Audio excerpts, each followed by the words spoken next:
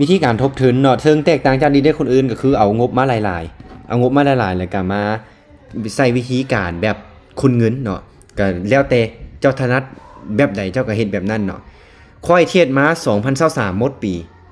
บ่เสียเนาะบ่เสียบ่ลุกทุนเนาะถามว่ามันได้ทุกเดือนบ่มันก็มีได้มีเสียแต่ว่าค่อยจะเฮ็ดมีระเบียบวินัยก็คือค่อยจะจดไว้นะสมมุติว่ามื้อนี้ค่อยเอางบมา20เหรียญสิเนาะค่อยก็จะจดไว้20เหรียญค่อยบวกเท่าใดค่อยลบเท่าใดหลังจากจบมื้อนั้นมื้อต่อมาค่อยเอามาอีก20เหรียญได้เสียค่อยก็จดไว้แล้วก็มาสรุปท้ายเดือนว่าเฮาได้เท่าใดเสียเท่าใดเฮาค่อยจะบ่โลภเนาะเวลาได้เทศเวลาเสียน้ำค่อยจะบ่เฮ็ดแนวนั้นเด็ดขาดเนาะได้เสียมันก็ส่วนเรื่องนึงเนาะปีกายนี่ค่อยเสียประมาณ3เดือนนี่12เดือนค่อยเสีย3เดือนเนาะที่เหลือก็ได้กำไรหมดเนาะบ่ได้หลายดอกบางเดือนก็ส่ง300ก็มีบางเดือนก็ได้หลายก็700-800อาจจะฮอด1,000ก็มีสินะมันก็แล้วแต่เนาะงบบ่หลายเด้เขาเอามาเทศงบมาเทศบ่เกิน50เหรียญเนาะ50เหรียญ100เหรียญสูงสุดนะเทศวิธีการทบทุนบ่ได้แบบเฮ็ดคือลีดเดอร์คนอื่นคนเงินเนาะมันเสี่ยงถามว่ามันมีโอกาสได้สูงบ่มีโอกาสได้สูงแต่ว่าความเสี่ยงมันก็หลายคือกันนะทุกคนนะโอเคมาเลยเนาะความเจ็บใจสุดนะปี2023คันค่อยจือบ่ผิดนี่ปี2023เดือนหนึงบ่ราคา Bitcoin มีอยู่ที่14,900 14,600 700ประมาณนี้แหละค่อยลืมละปันตอนนั้นน่ะอีลอนมัสมันบ่ฮับเอา Bitcoin มันบ่ฮับนำใช้ Bitcoin ซื้อรถมันหั่นนะตอนนั้นราคา Bitcoin มันพุ่งลุงแหงมันขายมันเทขาย Bitcoin มันทิ่มเนาะ 3,000 ล้านกว่าดอลลาร์บ่อ๋อลุงเทลุงว่าคันซื้อเอาไว้ตอนนั้นจัก1 Bitcoin 2 Bitcoin เนาะเดี๋ยวนี้นี่บัดโทเคียนเล็กซัสก็ได้ละจักแสน2แสนเหรียญเนาะโคตรเจ็บใจเลยเนาะโอเคเอาไม่วิเคราะห์กันก่อนนะทุกคนนะโคตรเจ็บใจเลยเว้ย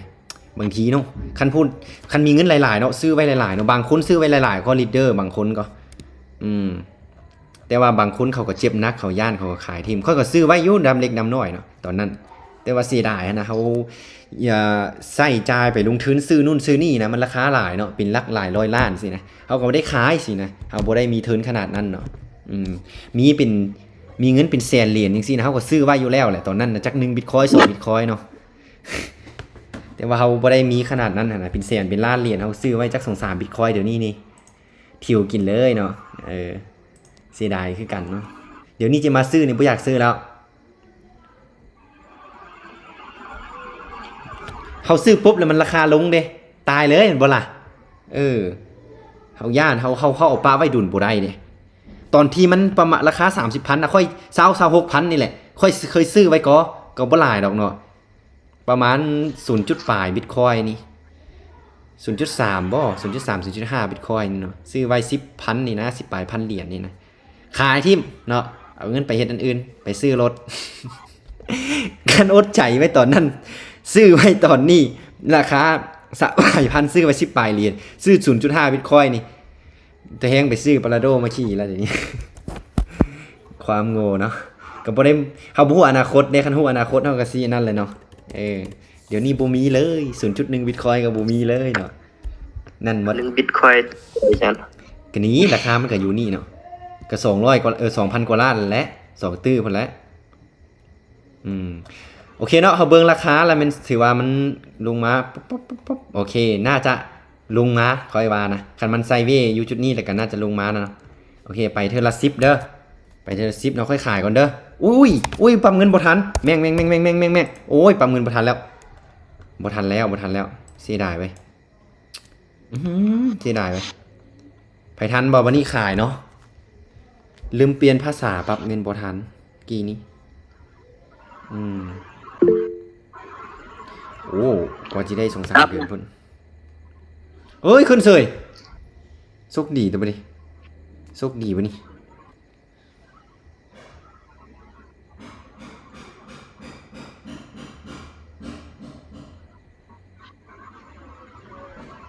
ผสมอยู่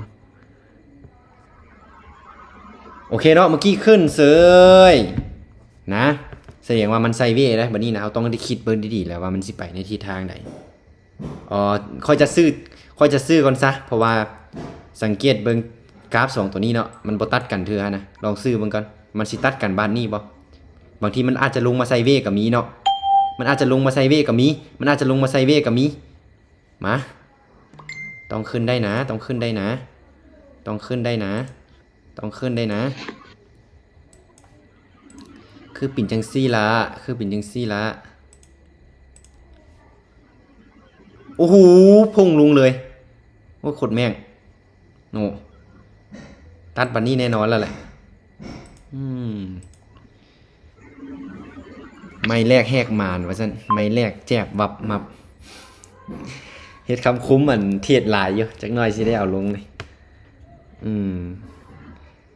โดนมาเทียดเธอหนึงก็ให้ได้กำไรซะเนาะบ่ต้องเฮ็ดให้กันเสียกว่าสิได้มาเทียดนี่บ่แม่นธรรมดาเด้นี่โอเคโอ้บัดนี้นี่แมนยูเนาะมันเป็นมันลงอยู่แต่ว่าค่อยจะซื้อต่อเพราะว่ามันน่าจะไซเว่เนาะหรือว่ามันจะขึ้นมาพักตัวแทงนึงเอาจังสั้นซะโอ้ยบ่ทันโคตรแม่งบ่ทันโอ้ย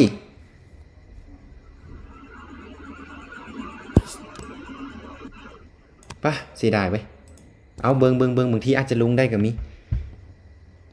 เมาลิ้นโทรศัพท์อยู่บ่ทันนี่บัดนี้ต้องซื้ออยู่แล้วนะทุกคนเนาะเพราะว่ามันลงแฮงค่ะนะเบิ่งบางทีอาจจะลุงบุบบัตรเดียวบัตรสุดท้ายนี่นะทับคอมทิมเลยเนาะนี่เห็นบ่มันลุงมายาวๆโอ้ยฮู้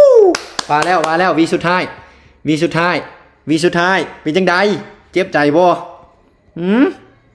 เอาละวีสุดท้ายเว้ยเปลี่ยนกราฟป้าคือเป็นจังซี่วะลุงเสยเนาะ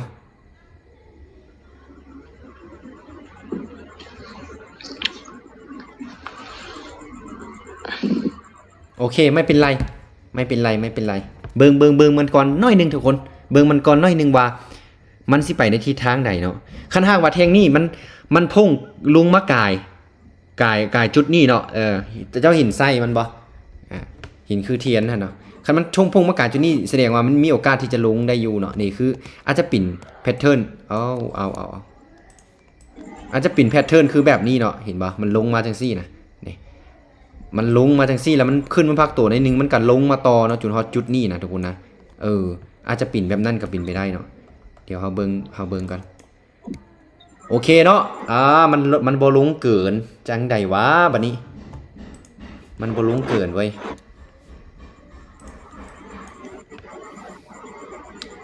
ทะลุมาบ่จังได๋เอาซื้อเติมบัตรนึงก่อนเด้อคันบ่ลงเด้อซื้อเติมบัตรนึงก่อนเนาะเสียงเติมบัตรนึงก่อนมันบ่ลงเด้เห็นบ่มันอยู่จุดนี้เลยเนาะมันอยู่จุดเก่าเลยมันคือลุงบ่ได้นี่แหละเบิ่งว่ามันสิลุงตอนท้ายบ่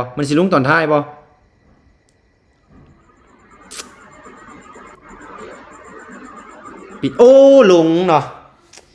แสดงว่ามันเป็นขาลุงแล้วบัดนี้จังได๋เนาะ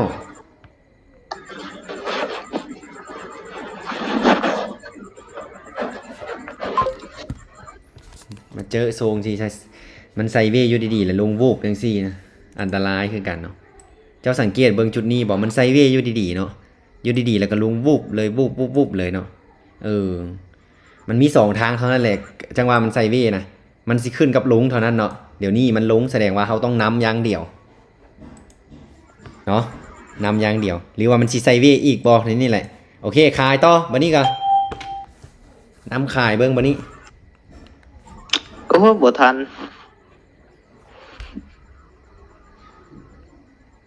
น่าจะได้อยู่อาจารย์บ่คุณเงินหน่อยจารย์บ่เป็นหยังบ่คุ้นก็ได้2 ไม้3 ไม้ได้คันเฮาพลาดบัดนี้นะมันลงได้นะค่อยว่านะลงได้นะบัดนี้ก็ได้นี่เห็นบ่มันเป็นขาลงนะน้ำอย่างเดียวโลดเจ้าใช้วิธีการคนเงินมันก็โอเคอยู่คันเจ้าชนะประมาณคันเจ้าบ่พลาดเกิน5เทื่อนะเจ้าตั้งงบไว้โลด5เทื่อเจ้าก็ได้กำไรอยู่ดอกเนาะแต่ว่าบ่ค่อยพลาดดอกดุนๆเทื่อนึงบ่สิเนี่ยแต่ว่าเวลาคนเงินและจิตใจเฮาแบบบ่เที่ยงหั่นน่ะมันได้ไปหลายแล้วเฮ็ดให้เฮาแบบจังได๋ว่าจิตใจบ่เที่ยงว่าซั่นซะเอาขายต่อเนาะมันเป็นขาลงเด้ยาแม่งมันสิไซเวกับยาเนาะค่อยซื้อว่ามันน่าจะลงตอนท้ายคือเมื่อกี้ 2-3 แทงเขาพลาดมาดิ แทงนี่ก็ลงตอนท้ายเนาะแทงนี่ก็ลงตอนท้ายสิบ่ได้ลงตอนท้ายแทงนี่นะลงแต่โหปีอยู่แต่ว่าแทงนี่น่าจะลงตอนท้ายนะทุกคนนะว้าวคือขึ้นสูงแท้ลูกแจ่ววันนี้แจ่ววันนี้ลงมาโอ้ยโอ้บ่มีความหมายอย่างเลยเนาะไม้ที่2บ่มีความหมายอย่างเลยเพราะว่าค่อยได้ไม้ที่1ไม้ที่2ค่อยคูณเงินไปอีกเดี๋ยวมันพลาดกับบ่มีความหมายอย่างเลยเนาะโอ้กราบมื้อนี้นี่เป็นจังได๋เนาะกราบมื้อนี้นี่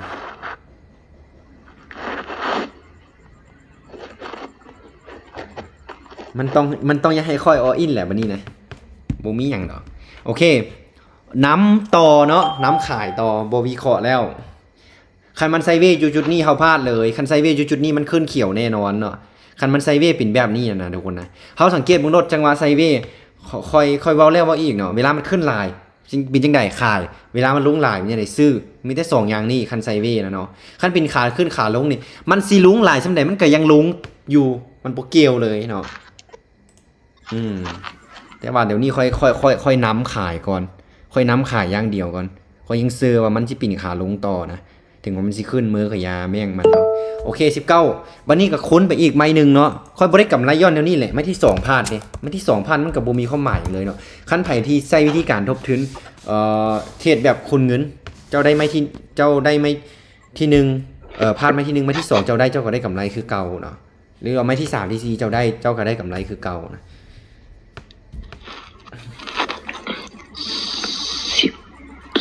บัดนี้เอาขายต่ออีกบัตรหนึ่งเนาะมันติ่มแท่งหนึ่งที่มาค่อยนี่อยากซื้อสุดๆเลยบัดนี้นะย้อนอย่างเพราะว่ามันลงแฮงค่ะนะมันลงแฮงอยากซื้อสุดๆเลยแต่ว่าในอีกมุมหนึ่งก็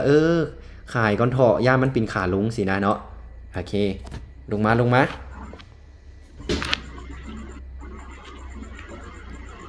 ยาวสิได้กำไรแล้วบุจักบัดนี้ลงมาอีกเฮิบยาบ่ว่าแล้ว5 วิ4 3 2 1โอเคเนาะบัดนี้ค่อยจะไปอีกบัดนึงเนาะ38เหรียญมาเบิ่งดูเดี๋ยวนี้เฮาอยู่ที่เทิร์นแล้วเนาะกลับมาอยู่ที่เทิร์นกับ100เหรียญแล้วค่อยจะไป38เลยค่อยสิเสี่ยงเลยหั่นนะค่อยสิเสี่ยงเลยว่ามันสิได้บ่เนาะมาเบิ่งมาลุ้นน้ำกันเบิ่งบ่ลุง4แท่งแล้วบัดนี้ขึ้นคันบัดนี้ขึ้นบัดต่อไปค่อยจะขายเนาะคันบัดนี้ลุงค่อยอยากซื้อเว้ยเอาจังไดดี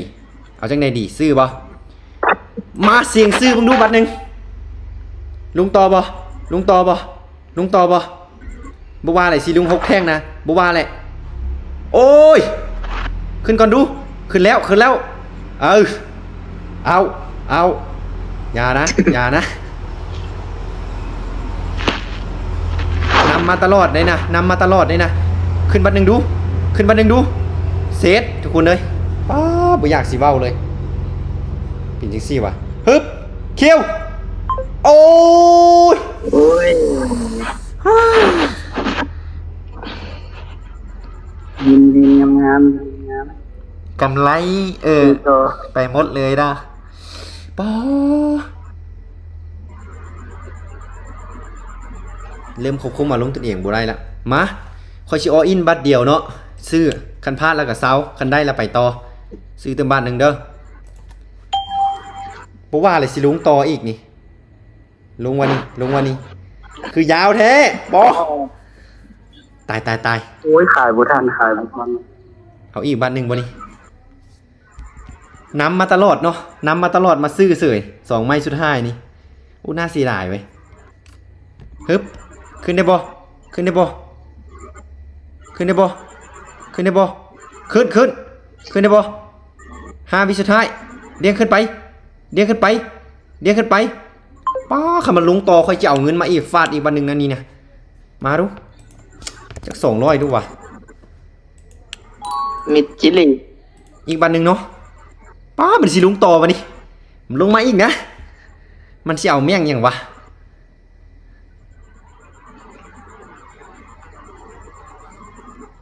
คือปีนเดี๋ยวนี้ว่ากราฟนี่ไซเว่มาดีๆแล้วว่ามาลงวูบปาดเดียวไว้จังซี่ไว้อีกบันหนึ่งมาฮึบขึ้นไปบัดนี้ ขาลง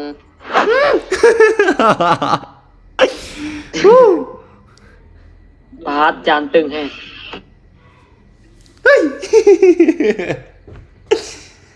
เอาแล้วบันเทิงขึ้นไปเฮ้ย หมดความหวังนั่งน้ำตาลิน ฮึบอีกบันหนึ่งบ่ เรียบร้อย อีกบันหนึ่งบ่400เอาอีกมา4เด้อป้าไม่ใช่เอาเมี่ยงอย่างวะลงมาอีกบ่ต้องขึ้นนะลงมาอีกนะมันชอดซาวแท่งบ่นี่คันฮอดซาวแท่งก็มดโตนะทุกคนนอนมีหยังดอกบ่มีหยังดอกมาเอาคอมข้างช่วยด้วยไม่ทันเหรอเฮ้ยสัญญาณ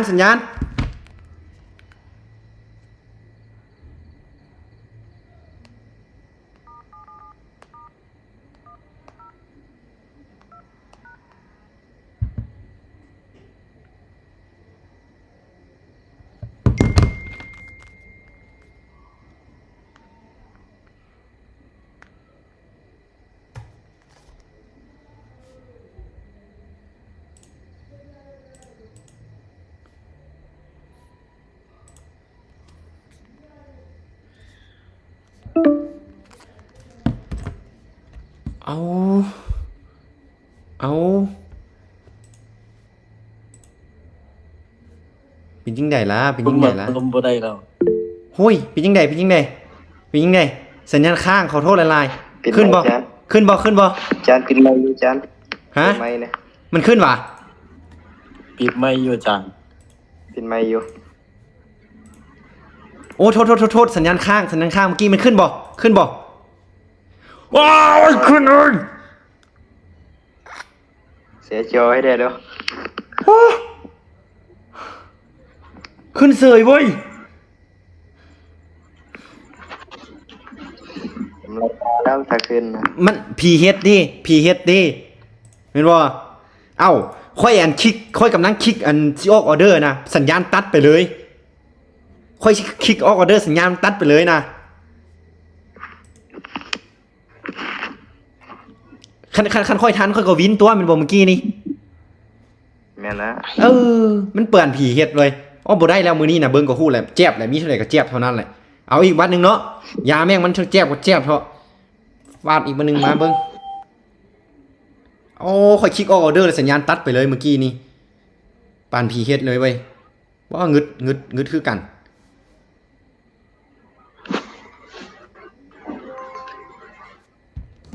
ทับโทรศัพท์ทิ่มสมองกูมึงคันลงแทงนี่ทับโทรศัพท์ทิ่มใช่ขึ้นไปบ่เมื่อกี้นี่โคตรเสียดายเลยโอเคขอแทงนี้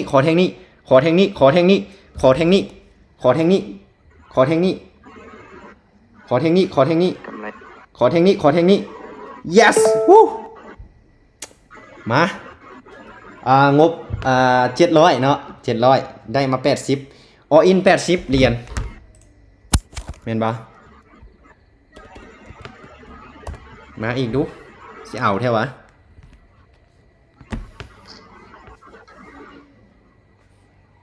มันสิลงบ่บัดนี้สิขึ้นบ่เอาขายอีกบัดนึงเด้ออุ้ย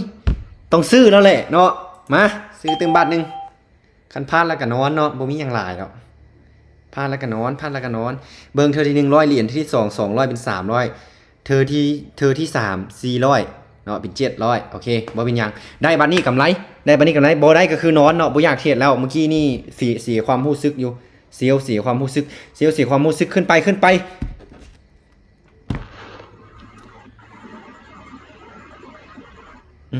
ยังลงต่อนะสวนมาตลอดเลยเว้ยฮึบฮู้เห็นบ่มันสิเอาซำใดวะ56เหรียญบัดนี้นะกำไร156เหรียญแล้วเด้อบัดนี้เด้อกำไร156เหรียญแล้วเนาะไปต่อบัดนึงคันเสียแล้วก็เซาสต็อปไว้ที่100นั่นเนาะคันได้แล้วก็ไปต่อซื้อตึมบาทนึงนะบ่ได้มีสุดแม่งมันเอาซื้อต่ออารมณ์มาแล้วเด้อ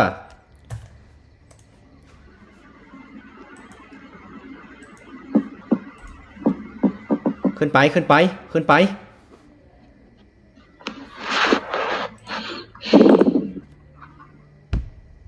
ขึ้นต้องขึ้นเขียวแหละเบิ่งแท่งกับฮู้เนาะมันสิปรับตัวเป็นขึ้นละบัดนี้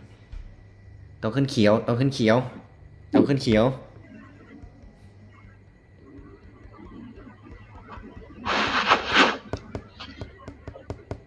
อ้าว